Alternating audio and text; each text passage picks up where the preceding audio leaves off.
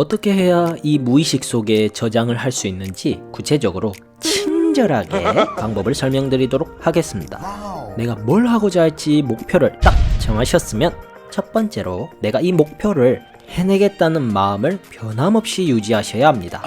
아무리 실천을 안 할지라도 목표를 꼭 해내야 된다는 큰 마음만 있으면 이 사람은 언젠가 실천할 수 있거든요.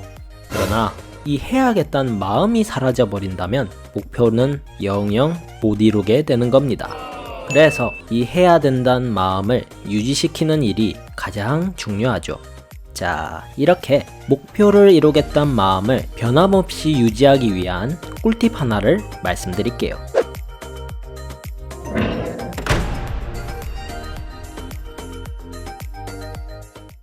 이 목표에 대한 마음을 꾸준히 유지하기 위해서는 이 목표를 이루게 되었을 때 내게 뭐가 좋고 이로운 건지 확실하게 생각하셔서 그 이치가 내 머릿속에 딱 들어와 있어야 합니다. 그냥 좋으니까 하는 거지 하며 두리뭉실하게 생각하시면서 노력하시는 분들이 정말 많으신데요. 이럴 경우 고난이 왔을 적에 해야 할 필요성을 상실하여 포기하게 됩니다. 그러니 이 목표를 내가 이뤄야 되는데 왜 이뤄야 하는가? 이루면 뭐가 좋은가? 이렇게 이 목표의 가치를 확실하게 아셔야 하는 거예요. 자, 이렇게 뭐가 좋은지 확실하게 하셨으면 그 다음은 당신이 목표를 이루었을 때의 그 행복을 디테일하게 상상해 보세요.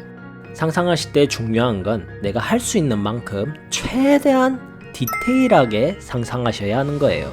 목표를 이루었을 때의 기분부터 내가 볼 광경들, 내 몸의 느낌, 주변 소리, 공간 등을 상상으로 최대한 느껴보세요. 이렇게 상상 속에 완전히 몰입을 하시면 됩니다. 이것이 어떠한 효과를 주느냐? 첫 번째로 빨리 이 목표를 달성하고 싶은 마음이 생기게 해줍니다. 즉, 목표를 달성하는 데 있어서 원동력을 만들어주는 거죠. 둘째로 목표에 대한 믿음이 생깁니다. 주로 목표 달성을 실패하는 분들을 보면 실패하는 큰 이유가 바로 목표에 대한 현실감이 없기 때문이더라고요. 현실감이 없는 이유가 바로 이 목표에 대한 믿음이 부족하기 때문이에요.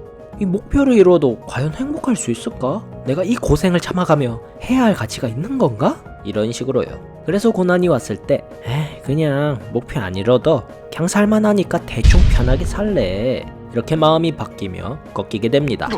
여러분, 목표를 달성하기 위한 길은 기쁨보다는 고난이 훨씬 더 많습니다.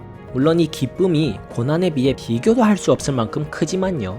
그런데 목표에 대해 전혀 와닿는 것이 없다는 건 포기 티켓을 미리 예매하신 거나 다름없습니다. 평소에 목표를 이루었을 때의 행복을 자주자주 최대한 디테일하게 상상하셔서 항상 목표의 가치를 잊지 않으셔야 고난이 왔을 때도 목표의 중요성을 생각하며 포기하지 않고 견딜 수 있습니다. 자, 이렇게 목표 달성의 결심을 굳건하게 노력하시면서 두 번째는